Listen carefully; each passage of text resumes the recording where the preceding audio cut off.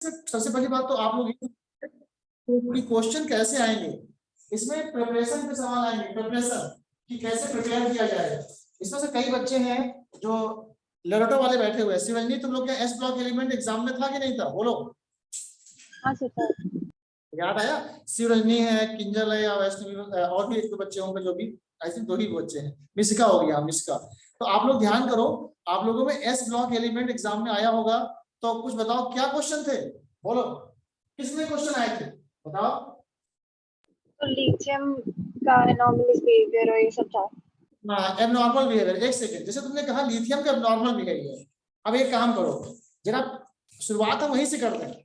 ये आप ढूंढिएगा लिथियम के एबनॉर्मल बिहेवियर से, तो आपको मिलेगा पेज नंबर, जरा जाइएगा पेज नंबर 5 पे। 5 नंबर ढूंढो, 5 नंबर मोबाइल पे ढूंढो, 5 नंबर कहाँ है? पेज नंबर 5 मिल जाए फिर बताना। हाँ सर, मिल गया। आप सुनो सुनो, अब जैसे मैंने किसी बच्चे से पूछा बेटा तुम्हारे यहाँ क्या आया था, उसने कहा सर ये आया था सवाल। तो अब हम अगर शुरुआत वहां से करेंगे तो उसको ये लगेगा कि ये टॉपिक जो दिए गए हैं, जो पेजेस दिए गए हैं, ये कितने इंपॉर्टेंट है। देखो बेटा वहां से ढूंढो, लिखा होगा नीचे 5-6 लाइनों के बाद एबनॉर्मल बिहेवियर ऑफ एलाई, मिला? यस। अरे यार 5-6 पेज के नीचे देखो ना, लाइन के नीचे देखो ना, एबनॉर्मल बिहेवियर ऑफ लिथियम लिखा होगा। सब लोग देखो, मिला आप लोग को? अर्जुन, हाँ यहाँ मिल गया। आप लोग ढूंढ पाए? शोभित राजपाल, शोभित राजपाल, हाँ 5th पेज पे, 5th पे देखो क्या लिखा हुआ है। लिखा है स्मॉलेस्ट साइज होता है, हाई पोलराइजेशन पावर होता है, और ये मेक कोवेलेंट कंपाउंड कौन? लिथियम, और डक्टाइल और मैलिएबल होता है। ये एबनॉर्मल बिहेवियर में इसके आते हैं। और नेवर फॉर्म एलम, ये कभी एलम नहीं बनाता, ठीक है। Does not react with cold water, ये कभी ठंडे पानी के साथ रिएक्ट नहीं करता। तो ये इसकी सब प्रॉपर्टीज है। अब सवाल ये है कि आखिर लिथियम का एबनॉर्मल बिहेवियर होता क्यों? देखिए ये लिथियम है, ये बेरिलियम है, ये बोरॉन है। लिथियम के बाद यहाँ पर सोडियम आएगा, सोडियम, और फिर यहाँ आएगा आपका पोटेशियम आएगा। तो यहाँ क्या आएगा? बेरिलियम, और यहाँ पे क्या आएगा? Mg आएगा। तो आप मुझे बताओ लिथियम किसके साथ डायगोनल रिलेशनशिप शो कर रहा है? देखिए बताओ बोर्ड में क्या लिखा है। मैग्नीशियम। आप तो आएगा टॉपिक। मैं क्या कर रहा हूँ, लिथियम मैग्नीशियम, मतलब है तो वो फर्स्ट ग्रुप का, है तो वो एल्कली मेटल का, लेकिन मान लो कि एक पार्टी में रहकर वो दूसरे पार्टी के साथ दोस्ती निभा रहा है। हाँ तो अब आप समझो, लिथियम है फर्स्ट ग्रुप का, लेकिन दोस्ती किसके साथ है? मैग्नीशियम की। क्यों ऐसा है? इसको बोलते हैं डायगोनल रिलेशनशिप। कुछ समझ में आ रहा है बेटा? डायगोनल, ऐसे कोई चीज डायगोनली एक दूसरे से रिलेशन अब कहता है। क्यों? क्योंकि लिथियम और मैग्नीशियम का साइज बराबर है। देखो नीचे लिखा हुआ है Li इक्वल टू Mg, और 152 एक का है, दूसरा 160 पिकोमीटर है। आपको यार अमाउंट नहीं याद करना, वैल्यू नहीं याद करना, आपको बस इतना पढ़ना है कि लिथियम का साइज ऑलमोस्ट बराबर है, और लिथियम प्लस और Mg प्लस प्लस का साइज भी ऑलमोस्ट बराबर है। देखो ना, एक तरफ 76 लिखा है, एक तरफ 72 लिखा है। मिला कि नहीं मिला? बोलो। यस। हाँ तो क्या मतलब हुआ? आपको क्या पढ़ना है? आपको बस इतना पढ़ना है कि लिथियम का साइज मैग्नीशियम के बराबर है, चाहे वो एटम हो चाहे वो कैटायन हो। इसी कारण for this reason lithium shows diagonal relationship with magnesium. एक पॉइंट। फिर यहाँ पर एक नोट लिखा है, और वो थोड़ा अजीब लैंग्वेज में आपको लग रहा होगा, फूफा कब आए of lithium are insoluble in water. अरे फूफा हुआ तो सभी लोग को पता होगा ना। अब यहाँ पे मतलब क्या है? फूफा कब कब आए, आए ये दिशा, उसके पीछे छिपे हुए आंसर को समझो। अदरवाइज ये इतने कठिन चीजें हैं कि आपको कभी याद नहीं हो सकते। बुक में ऐसे नहीं लिखा है फूफा हुआ, वहां पर क्या लिखा हुआ बुक में? सिंपल सी बात ऐसे लिखी हुई है कि chloride of this are insoluble, carbonate of this is insoluble, किसके? लिथियम के। लेकिन यहाँ पर एक सीक्वेंस में लिखा हुआ है क्या? फूफा कब आए, एक सेकेंड, सार्थक चक्र, सार्थक। Yes sir. हाँ बेटा, ग्रुप में देखो कुछ पेजेस मैंने सेंड किए हैं एस ब्लॉक एलिमेंट्स के, उसमें पेज नंबर 5 पे पकड़ो, इसमें ढूंढो, पेज नंबर 5 लिखा होगा ऊपर, और उसी में हम लोग एबनॉर्मल बिहेवियर ऑफ लिथियम का डिस्कशन कर रहे हैं कि आखिर लिथियम का एबनॉर्मल बिहेवियर क्यों होता है। उन पेजेस को ढूंढो, उसमें लिखा हुआ है, बस वही मैं डिक्टेट कर रहा हूँ। देखो मिला? Page number 5। Yes sir. देखो अब देखो यहाँ से रुको, अब इस पॉइंट को पकड़ो। फूफा कब आए मतलब fluoride, phosphate, carbonate and oxalate of lithium, आगे लिखा आर इनसॉल्युबल इन वाटर, मतलब ये पानी में नहीं घुलते, these are insoluble in water। इतना पॉइंट समझ में आया बच्चों? हाँ तो बोल सकते हो ना, इतना क्लियर हुआ? Yes, sir. हाँ तो अब सुनो, अब यहाँ पे जब बोला पानी में नहीं घुलते हैं, ठीक है, नहीं घुलते हैं, फिर इसके बाद एक पॉइंट और लिखा हुआ है। पॉइंट ये लिखा हुआ है कि लिथियम का कार्बोनेट, आप अच्छा चीज बताओ, क्या आपने इसको कभी टूटते हुए देखा है? कभी ये ब्रेक होता है? बोलो।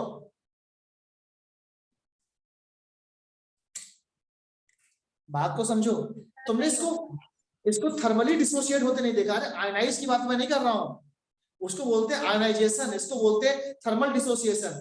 आपने इसको टूटते नहीं देखा होगा। लेकिन इसी ही जाति, फिर मैं जाति की बात करूंगा, मतलब इसी ग्रुप का एक मेंबर है क्या, लिथियम कार्बोनेट। ये देखिए लिथियम कार्बोनेट, अब ये देखो, ये आपको मिल जाएगा, नीचे लिखा हुआ है इज डिसोसिएटेड इनटू किसमें, बताइए हुआ कि नहीं हुआ? बोलो यस या नो। यस। क्या सीखे? सीखे ये कि एक तरफ सोडियम कार्बोनेट नहीं टूट रहा है, लेकिन लिथियम कार्बोनेट टूट रहा है। इसका मतलब लिथियम कार्बोनेट थर्मली स्टेबल है कि अनस्टेबल है? अनस्टेबल यार। अच्छा तो स्टेबल आदमी टूटता है कि अनस्टेबल होता है? जो कमजोर आदमी होता है वो तो टूटता है ना। तो लिथियम कार्बोनेट क्या है? अनस्टेबल। एक बात फिर देखो यहाँ पे लिखा है, फिर से मैं एक बात लिखूंगा, NaOH। NaOH को क्या कभी तुमने थर्मल डिसोसिएशन देखा है ऐसे ट्रायंगल के साथ, नीट के साथ? बोलो नहीं देखा होगा ना। नहीं सर, नहीं देखा। हाँ, लेकिन देखो यहाँ क्या लिखा है, LiOH लिखा हुआ है, मतलब लिथियम का हाइड्रोक्साइड टूट रहा है, किसमें? Li2O और H2O में। समझ बात आ गई? फिर देखो आयंस में टूट सकता है। हाँ हाँ हाँ, और देखो यहाँ लिखा हुआ है दूसरा NaNO3। कभी तुमने इसको भी टूटते हुए नहीं देखा होगा। ये बेटा टूटने का मतलब है थर्मली डिसोसिएशन, और जो Na+ और NO3- तुम लिखते हो ना, उसको बोलते हैं आयोनाइजेशन। आयोनाइजेशन अलग बात है, उसको पानी में डालते हैं। बात को समझो, जब किसी भी इलेक्ट्रोलाइट को पानी में डालते हैं तो अपने आयंस में जाता है। इसमें हीट का इफेक्ट है, हीट के इफेक्ट में और पानी में डालने में अंतर है। ये बात समझ में आ रही है नहीं आ रही तुम लोग को? जी सर। हाँ तो अब बताओ, तुमने NaNO3 को हीट के साथ इफेक्ट नहीं देखा होगा ऐसे Na+ और NO3- में, वो तो आयनाइज होता है। लेकिन आप बताओ लिथियम का नाइट्रेट लिखा है यहाँ पे, लिथियम का नाइट्रेट हीट के साथ टूट रहा है या नहीं टूट रहा है? पेज में क्या लिखा हुआ है, Li2O + NO2 + ½ O2। ये डिसोसिएट हो रहा है कि नहीं हो रहा है? बोलो बेटा। जी सर, हो रहा है। हाँ तो क्या मतलब समझे कि चाहे कार्बोनेट हो, चाहे हाइड्रोक्साइड हो, और चाहे क्या हो नाइट्रेट हो, ये सभी लिथियम का क्या होते हैं, थर्मली डिसोसिएशन होता है। क्या होता है देखो, अब इस पेज में आपको 3 रिएक्शन लिखी हुई हैं। अब मैं उसको, आपके पास जो पेज हो वहां ऐसे लिख लो, जैसे Li2CO3 है, फिर इसी में मैं मिला दूं LiOH है, और फिर LiA वाला है। अब इसको ऐसा कुछ बना दूं ट्रिक कि आपको समझ में आ जाए। LiNO3 है, 3 चीजें हैं, 3 चीजें, इन तीनों का डिसोसिएशन हो रहा है। ये कहो ना, लिख लो कहो ना, यही सब काम आएगा। कहो ना का मतलब क्या हुआ बेटा, आप अपने पास पेज रखो, उसमें पेन से लिखते जाओ और मोबाइल से देखते जाओ, नहीं तो फिर भूल जाओगे तुम। ठीक है, बाद में टेलीग्राम में मैं सेंड कर दूंगा, तो आप मेरी बात को रिपीट सुनते जाओगे तो आपको समझ में आएगा मैंने क्या बोला है। मैं बोल रहा हूँ कहो ना आप लिथियम आर थर्मली अनस्टेबल हुआ, ये बात समझ में आ गई? कहो ना का मतलब कार्बोनेट, हाँ हाँ हाँ, हा का मतलब हाइड्रोक्साइड, और ना का मतलब नाइट्रेट। कहो ना, कहते नहीं कहो ना, कहो ना, तो कहो ना आप लिथियम आर थर्मली अनस्टेबल हुआ कि नहीं हुआ, तभी तो टूट रहा है। बोलो यस या नो। Yes sir. तो ध्यान दिया, ये सवाल तुम्हारे लैबोरेटरी में आया होगा कि एबनॉर्मल बिहेवियर ऑफ लिथियम में। तो एबनॉर्मल का मतलब ये हुआ कि जो उस ग्रुप के दूसरे मेंबर ना करते हो वो ये करे, तो उसको एबनॉर्मल बिहेवियर कहते हैं। ठीक है, तो यही सब पॉइंट्स आपको लिखने थे। तो मैंने जस्ट शुरुआत करी, इसीलिए किसी से पूछा कि बेटा बताओ तुम्हारे स्कूल में क्या आया हो क्या हो। आप देखोगे इस पेजेस में जो भी लिखा होगा, इसमें से बहुत सारे पॉइंट्स ऐसे होंगे, ठीक है, बहुत सारे ऐसे पॉइंट्स होंगे। मैंने किसी से पेपर भी नहीं पूछा, पेपर भी मुझे मिला नहीं था, आप लोग का पेपर मैं देख नहीं पाया कि क्या क्या आया था। लेकिन मैं इतना बात को आपको एश्योर करूंगा, आपको लिथियम का एबनॉर्मल बिहेवियर, बेरिलियम का एबनॉर्मल बिहेवियर, सोडियम कार्बोनेट की सॉल्वेबल प्रोसेस, जिप्सम, पीओपी, और जितने ऑर्डर वाले सवाल होते हैं, ऑर्डर वाले कि एसिडिटी का ऑर्डर बताओ, बेसिसिटी का ऑर्डर बताओ, और यहाँ तक कि फ्लेम का कलर, कि इसका फ्लेम का कलर क्या होगा, लिथियम का कलर क्या होगा, सोडियम का कलर क्या होगा, बेरिलियम का क्या होगा। ये फ्लेम के कलर वाले सवाल बहुत इंपॉर्टेंट होते हैं।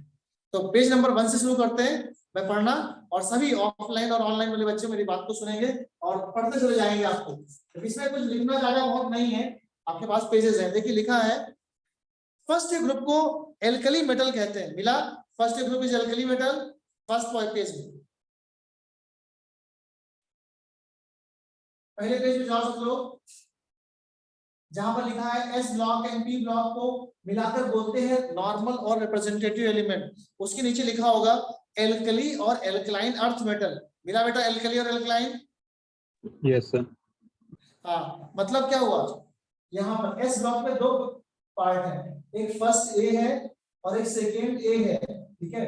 तो फर्स्ट ए को बोलते हैं एल्कली मेटल, इसको बोलते हैं एल्कली मेटल, और जो लिख सके मेरे साथ अपना कॉपी में लिखते जाए, और इसे बोलते हैं एल्काइन। कोई रीजन होगा कि मैं बोर्ड में लिखता भी चला जा रहा हूँ, ये पेज तो मेरे पास भी है, मैं पढ़ता चला जाऊंगा कहानी की तरह, लेकिन अगर आप इसको लिखते रहेंगे तो आपको फायदा होगा। यहाँ लीना के रब कैसे पड़ा, लीना के रब कैसे पड़ा, लीना के रब कैसे पड़ा, मतलब फर्स्ट ग्रुप के ये मेंबर्स हैं क्या, लीना के रब कैसे पड़ा, दिस वन, लीना के रब कैसे पड़ा, lithium, sodium, potassium, rubidium, caesium and francium. और यहाँ पे इसमें नहीं लिखा हुआ है शीट में, मैं अपने आप बता रहा हूँ।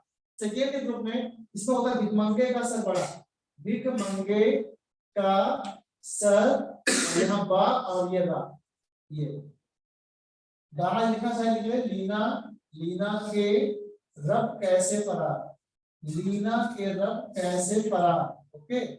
और यहाँ हो गया भिकमंगे का सर बड़ा, भिकमंगे का सर बारा, बारा, ठीक है। ये मतलब एक ट्रिक है आपको याद कराने वाली मेटल्स को, लिख लीजिए फिर बताते हैं।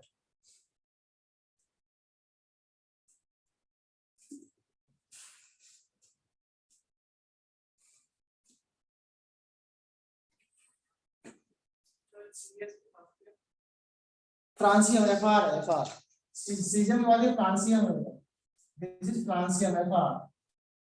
हो गया बेटा इतना तुम लोग का? सर हो गया। ठीक है, सोवियत, रिया, वैष्णवी सबका हो यस गया? सर। रिया, यस सर।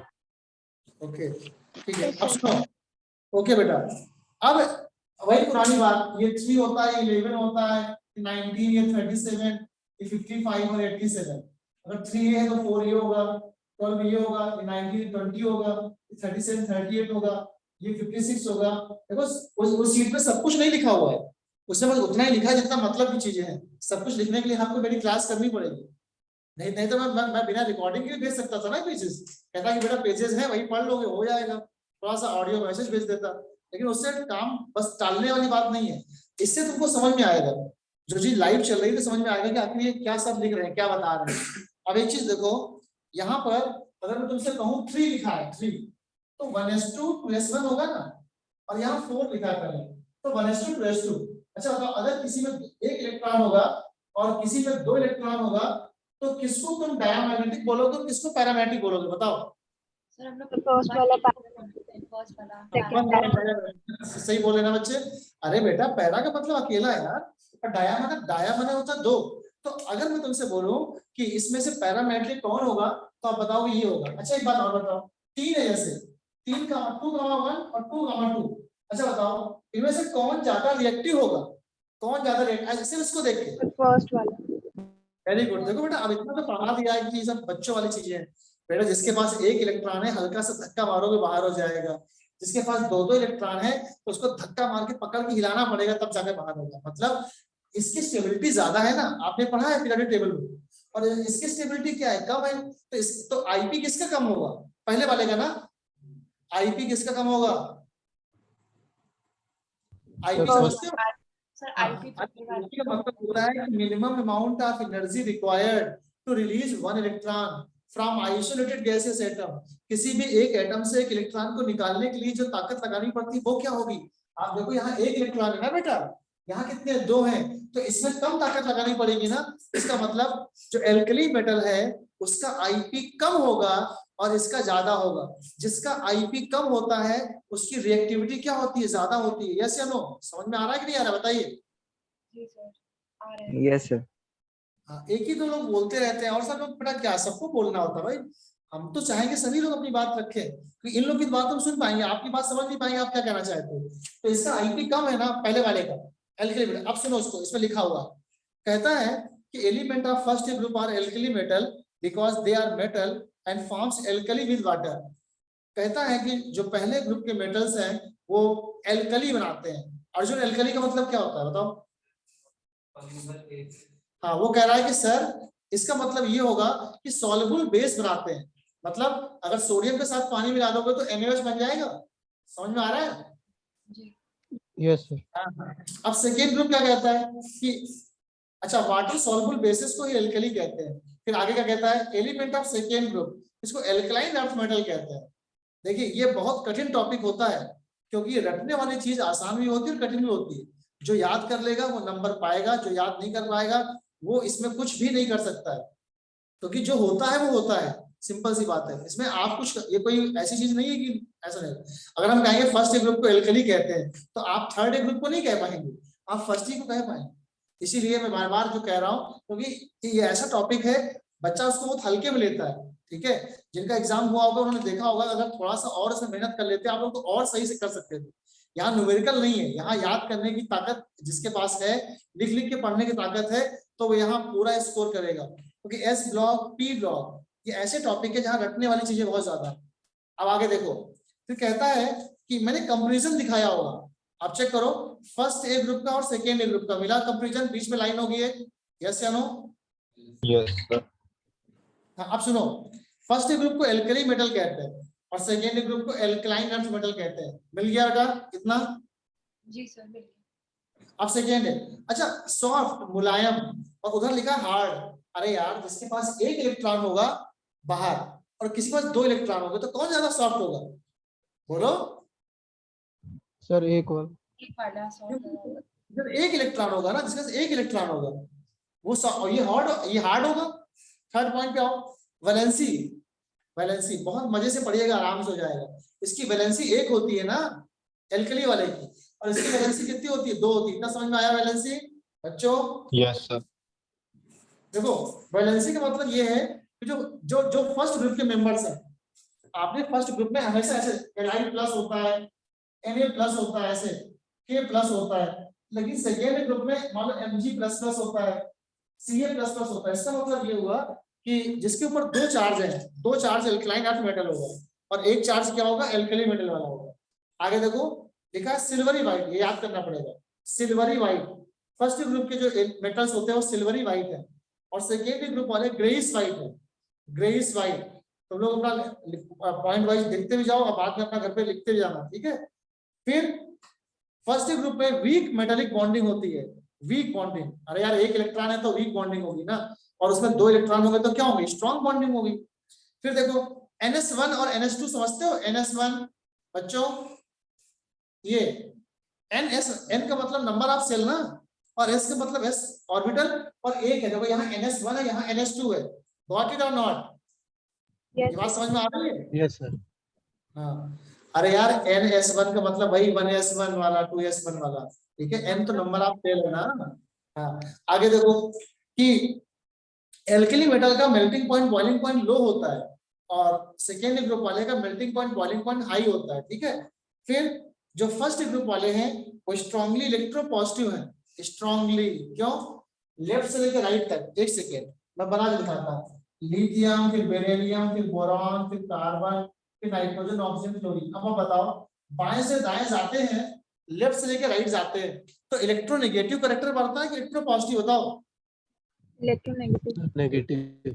आपको सबसे सर सबसे आप जो ज्यादा अभी लास्ट चीज बोल रहे हैं आप ये रिपीट कर सकते हैं? मैं मीटिंग से हट गई थी। बेटा समझ नहीं पा रहे क्या कह रहे हो? सर आपने भी लास्ट 2 पॉइंट्स जो बोले आप वो रिपीट कर सकते हैं? मीटिंग से हट गई थी। अच्छा हाँ बिल्कुल रिपीट कर रहे हैं। देखो ये पहला है कि लो मेल्टिंग पॉइंट, आप अपनी नजर वहीं पर रखो, पेज पे देखो बेटा, किंजल दिखा लो मेल्टिंग पॉइंट। जी सर, दिख गया। लो मेल्टिंग पॉइंट, क्यों लो मेल्टिंग पॉइंट है? क्योंकि उसके पास एक इलेक्ट्रॉन है। और इसका हाई मेल्टिंग पॉइंट क्यों है एल्कलाइन वाले? क्योंकि उसके पास दो इलेक्ट्रॉन है। क्लियर हुआ इतना? जी सर। और फर्स्ट ग्रुप को स्ट्रांगली इलेक्ट्रोपॉजिटिव कहते हैं। मैं इसको समझा रहा था कि लेफ्ट से लेकर राइट जाते हैं ना, तो क्या होता है, इलेक्ट्रोनेगेटिव करैक्टर बढ़ता है। तो आप बताओ, लिथियम फर्स्ट ग्रुप का मेंबर है, बेरिलियम सेकेंड ग्रुप का मेंबर है, तो स्ट्रांगली इलेक्ट्रोपॉजिटिव कौन होगा, लिथियम की बेरिलियम? बोलो। Sir lithium. लिथियम, बात खत्म हो गई। फिर लिखा है देखो, फर्स्ट ग्रुप में लो आईपी और वहां लिखा है हाई आईपी, मिला? यस या नो? Yes sir. ओके, अब देखिए, अब इसके आगे की बातें चलते हैं। आप भी आगे की बातों को उसमें देखते रहो बेटा, आप इसमें मैं बताता जाऊंगा, आप मेन उसी पेज को पलटते जाओ, देखते जाओ आगे। फिर लिखा है कि metallic character is direct, page number 2 पे जाते हैं। ऐसे नंबर ऐसे लिखा होगा, उसके ऊपर पेज नंबर 2 लिखा होगा। जैसे अभी इसके पहले आपको पेज नंबर 1 लिखा होगा, ये पेज नंबर 1 है, तो ये 2 है, फिर पलटेंगे 3 4 5। ऐसे आपको इजी रहेगा कि अगर हमने जो आपको सेंड किया, अगर उसका जो पेज का सीक्वेंस ऊपर नीचे होगा तो आप एटलीस्ट उसको देख सकते हैं, स्वैप करके देख सकते हैं कि 2 नंबर कहाँ है, 3 नंबर कहाँ है। तो लिखा metallic character is directly proportional to size. इसका मतलब क्या हुआ, अगर मैं लिथियम से नीचे जा रहा हूँ, इंपॉर्टेंट क्वेश्चन बनेगा, lithium, sodium, potassium, rubidium, caesium, तो मैं पूछूंगा कि सबसे ज्यादा मेटेलिक कैरेक्टर किसका होगा, बताओ। सीजियम। वेरी गुड, क्यों? अरे यार ऐसे सुनो ना, ऐसे लिखो, IP is inversely proportional to size and size is directly proportional to metallic character, लिखते जाओ ऐसे, और E is directly proportional to reactivity। ये है इसका मतलब, ये लिख लो, काम आएगा, कहीं लिखा नहीं है उसमें पेज में। IP is inversely proportional to size and IP is inversely proportional to metallic character और IP is inversely proportional to reactivity। जब साइज कम होगा तो IP क्या होगा, ज्यादा होगा, ठीक है। साइज ऊपर से नीचे जाने पर साइज बढ़ता है ना, तो IP क्या होगा, घट जाएगा, ठीक है। IP जब घट जाएगा तो रिएक्टिविटी क्या होगी, बढ़ जाएगी। इसका मतलब सब कुछ सीधा सीधा है, बाकी IP उसका क्या उल्टा है। अरे यार, साइज के साथ मेटेलिक कैरेक्टर बढ़ेगा, साइज के साथ रिएक्टिविटी बढ़ेगी इसकी। I am talking about alkali and alkaline earth metal ना। अब आप इसको बोरॉन और कार्बन से थोड़ी मिलाएंगे, जो टॉपिक होगा उससे मिलाएंगे। आगे देखो, फिर लिखा है metals of first group are silvery white. जो फर्स्ट ग्रुप के मेटल होते हैं वो सिल्वरी वाइट होते हैं, लिखा था पहले भी, ये सिल्वरी वाइट होते हैं। और सेकेंड ग्रुप वाले कहते हैं ग्रेइश वाइट। जब इसको बेटा लिख लिख के पढ़िए आप, मैं 15 सालों से लिख रहा हूँ, ये 16 इयर्स है, ठीक है। और तो जाके बेटा चीजें मुझे बिल्कुल रट गई। आप पहली बार अगर पढ़ रहे हैं तो आप और ज्यादा प्रैक्टिस करें, 2-3 बार लिखेंगे तो जाके आपको पॉइंट याद हो जाएगा। फर्स्ट ग्रुप को सिल्वरी वाइट, सेकेंड ग्रुप को ग्रेइश वाइट। इसके बाद कहता है कि but they tarnish in air due to formation of a layer of hydroxide and carbonate. Tarnish का मतलब होता है, टार्निश समझते हो क्या, बताओ श्वेता? करोड़। जैसे मान लो कोई भी चीज लेते हैं, मान लो ये घड़ी है, आज से 3-4 साल पहले मैंने ली थी तो बहुत अच्छी चमक थी, लेकिन वक्त के साथ साथ इसकी चमक कम होती चली गई। क्यों? क्योंकि metal when come in contact with air, moisture and acid, then it form a layer of oxide on its surface. समझ में आ रहा है मैं क्या बोल रहा हूँ बेटा, बस बोल ही रहा हूँ। हाँ सर, आ रहे। हाँ, टार्निश का मतलब ये हुआ लॉस ऑफ लस्चर, ठीक है। लस्चर का मतलब समझते हो, मतलब चमक को कम कर देना, धूमिल कर देना। तो लॉस ऑफ लस्चर क्यों हुआ? क्योंकि मेटल के ऊपर एक ऑक्साइड की लेयर बन जाती है। ये ऑक्साइड किसी चीज के हो सकते हैं, कार्बोनेट के हो सकते हैं, नाइट्रेट के हो सकते हैं। आगे देखिएगा, मैंने लिखा Na, Na में लिखा एयर, Na एयर लिखा, मतलब Na में O2 मिलेगा तो Na2O बनेगा, उसमें मिला दोगे पानी तो बनेगा NaOH, और NaOH में मिला दोगे CO2 बनेगा सोडियम कार्बोनेट। क्लियर हुआ इतना? बहुत आसान बेटा, ये सब मैंने ही लिखा हुआ, ये मेरी राइटिंग है। मैंने कोई भी, चाहे अपना फोटो स्टेट के अलावा मैं इसको प्रिंटिंग करवा सकता था, दे सकता था, लेकिन इतने सालों से मैं खुद लिख लिख के कितने पॉइंट्स बच्चों के लिए जरूरी है, बस उतने ही पॉइंट मैंने यहाँ दिए हैं, नहीं तो फिर किताब हो जाएगी ना। आप इतने पढ़ लेंगे तो इतने ही से आप बिल्कुल समझ लीजिए एस ब्लॉक आपके लिए बिल्कुल जवान पे आ जाए। फिर आगे देखिएगा, यस बेटा,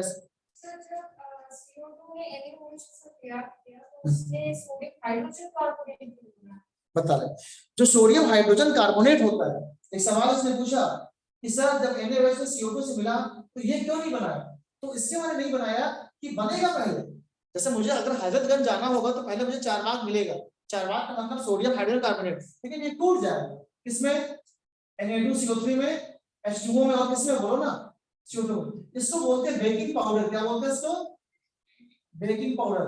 अब अगर तुमने सवाल पूछा होगा तो बताता भी नहीं। आपने कभी ये सोचा है बेकिंग पाउडर में, baking powder, bakery bakery pastry cake वगैरह, तो वहां पर वो फूले फूले क्यों होते हैं केक में?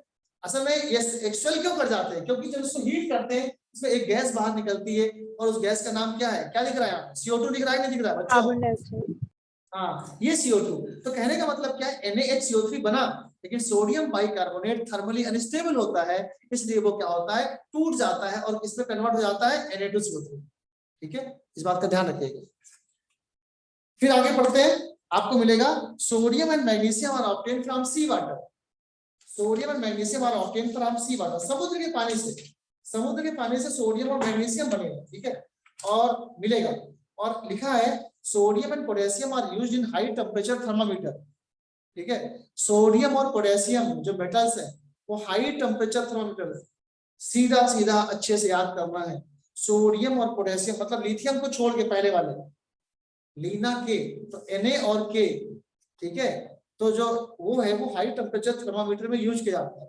आगे बढ़ते हैं, fire cast by alkali metal, जो आग लगती है एल्कली मेटल से उसको बुझाने के लिए is extinguished bye CCl4। CCl4 underline करिएगा, CCl4 कार्बन टेट्राक्लोराइड कहते हैं, इसका नाम पायरीन है और ये आग को बुझाता है। ये fire extinguisher, this is fire extinguisher, आग को बुझाने वाला, पॉइंट वाइज है। ठीक है, देखिए जैसे बच्चे यहाँ पर एक कॉपी लेके बैठे हुए हैं और मोबाइल से उन पेजेस को देख रहे हैं और जो इंपॉर्टेंट चीज मैं बोर्ड में लिख रहा हूँ उसको नोट कर रहे हैं। यही मैं ऑनलाइन वालों से भी उम्मीद करूंगा वो भी ऐसे ही करें कि जो आग लगेगी उसको बुझाने का काम कौन करेगा? सिंपल सी बात है, CCl4। ठीक है, अब आगे देखो, कहता lithium is used as scavenger. Scavenger मतलब समझते हो? जो किसी चीज खा जाए, मतलब जैसे साफ कर दे, साफ सफाई का, जो पहले वल्चर होते थे गिद्ध वगैरह, वो स्कैवेंजर काम करते थे। तो lithium is used as scavenger for removing, लिखा हुआ है रिमूविंग, इसको traces of oxygen and nitrogen, मतलब ऑक्सीजन को और नाइट्रोजन को रिमूव करने के लिए एज स्कैवेंजर लिथियम काम करता है।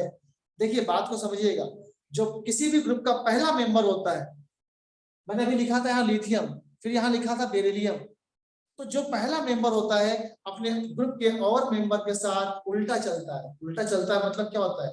वो बिट्रे करता है, धोखा देता है, उसकी प्रॉपर्टी दूसरे ग्रुप के साथ होती है, इसीलिए इसको क्या बोलते हैं हम लोग? Abnormal behaviour. क्या बोलते हैं? एबनॉर्मल बिहेवियर या एनामरस बिहेवियर। ठीक है, आगे देखते हैं, लिखा है कि KO2, जब हम आपको पढ़ा रहे थे रिडॉक्स रिएक्शन, हमें याद है KO2, BaO2 और H2O2 ऐसे करके, या CO2, इसका नाम हमने बेरियम परऑक्साइड पढ़ाया था, याद आया? Barium peroxide. जी सर। और इसका नाम हाइड्रोजन परऑक्साइड, और इसका नाम कार्बन डाइऑक्साइड, डाइऑक्साइड, मैं डाई नहीं लिखा, डाइऑक्साइड।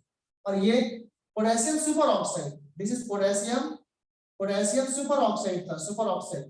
तो कहने का मतलब क्या है? जहां O-1 हो वो परऑक्साइड बताया था मैंने, जहां O-½ हो वो सुपर ऑक्साइड बताया था मैंने, सुपर ऑक्साइड, और जहां O-2 हो वो नॉर्मल ऑक्साइड था। वो क्या था? Normal oxide. बहुत कितनी बात समझ में आ रही है बच्चों? पढ़ा था तुमने कभी? Yes sir.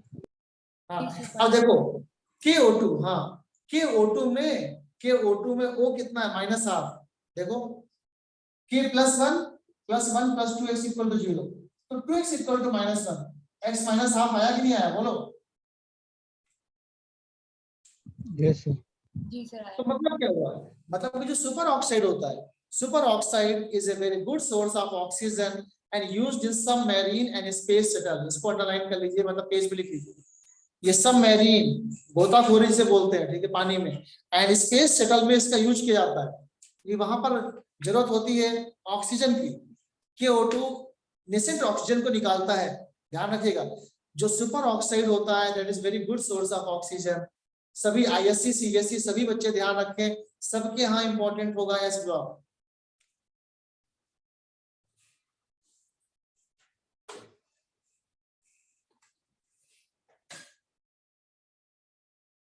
इसके बाद देखिएगा, लिखा है कि लिक्विड एट रूम टेम्परेचर, इस पॉइंट पे याद करिएगा, लिक्विड एट सीजियम, सीजियम क्या है? सीजियम लिक्विड है रूम टेम्परेचर पे, और फ्रांसियम, जो आपने एक चीज देखा है, अधिकतर किसी भी ग्रुप में जो सबसे आखिरी वाला होता है वही रेडियो एक्टिव होता है। हमेशा जब मान लो आपको कोई दिक्कत है मैं कुछ बताना चाहूंगा इसमें। आपको कोई भी ग्रुप में बताऊंगा तो आप देखोगे अधिकतर 99% जगह पर आखिरी वाला ही रेडियो एक्टिव होता है। कैसे? जैसे ये देखो लिखा है उससे टीपो, एक सेकंड काफी वेट है तो लिख नहीं पा रहा हूँ। उससे टीपो का मतलब ये है, इस पर लिख दे रहा हूँ लेफ्ट साइड में, ये उससे टीपो। अब बताओ पोलोनियम रेडियो एक्टिव है कि नहीं? यस या नो बोलो। Yes. अरे ऑक्सीजन फैमिली पोलोनियम है ना। अब देखो जी। फिर कल बाहर आई आंटी, आंटी को मतलब ये रेडियो एक्टिव है कि नहीं? है सर। मतलब आप देखो लीना के रब कैसे फरार, लीना के रब कैसे फरार, फ्रांसियम रेडियो एक्टिव है कि नहीं? भिखमंगे का सर बारा रा, रेडियम रेडियो एक्टिव है कि नहीं? 4 एग्जांपल बहुत है। यस या नो? Yes. तो क्या सीखे भाई?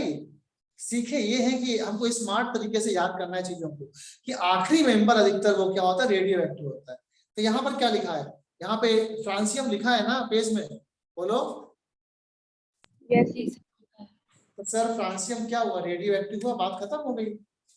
आगे समझ में बेटा?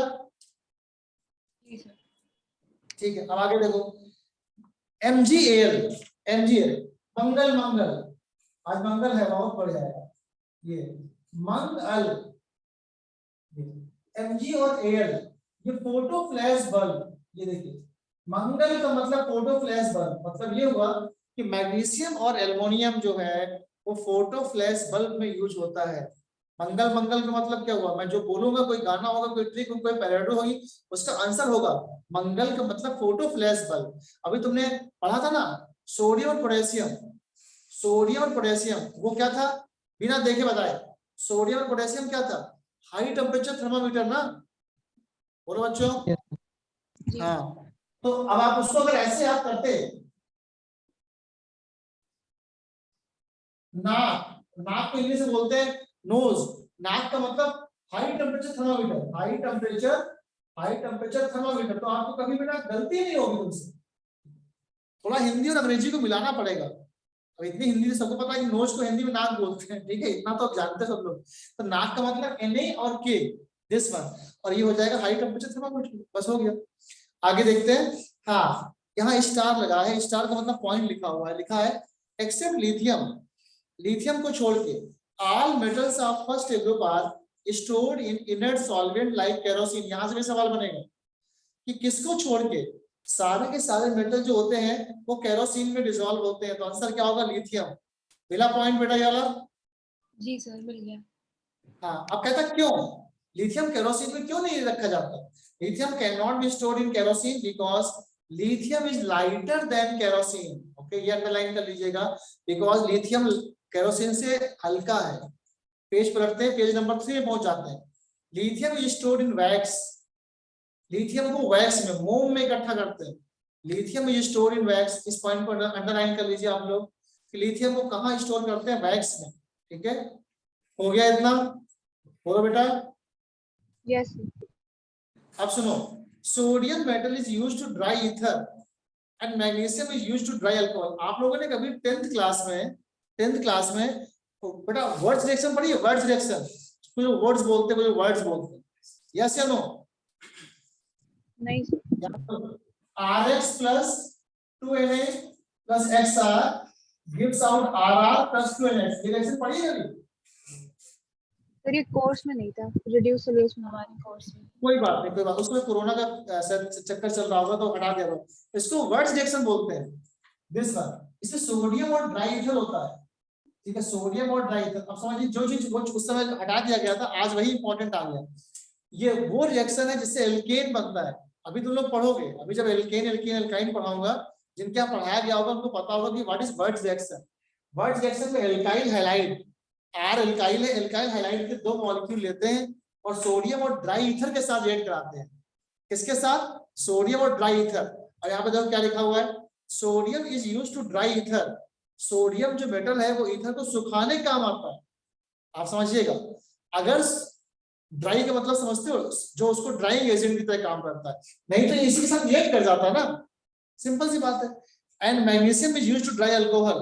इस पॉइंट को ध्यान दीजिएगा, कि sodium metal is used to dry ether and magnesium is used to dry alcohol.